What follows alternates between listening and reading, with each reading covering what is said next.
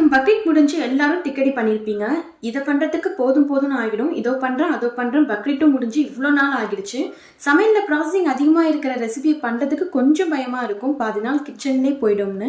என்ன மாதிரி யாரெல்லாம் பயந்துருக்கீங்க? திக்கடி பண்ணனா கூட இந்த மாதிரி குர்பானி கறி வச்சு வருஷத்துக்கு ஒரு தடவையாவது பண்ணிடணும். திக்கடி எப்படி செய்யணும் பார்க்கலாமா? இது பண்றதுக்கு ஒரு கைப்பிடி அளவுக்கு தேங்காய், 2 மீடியம் சைஸ் வெங்காயம், மஞ்சள் தூள், 1 டீஸ்பூன் சோம்பு சேர்த்து ஃபைனா அரைச்சு எடுத்துக்கோங்க. இடியாப்ப மாவு கூட தேவையான உப்பு, சுடுதண்ணி சேர்த்து அரைச்ச பேஸ்டையும் சேர்த்து இடியாப்ப மாவு பிசைற மாதிரி பிசைஞ்சு எடுத்துக்கோங்க.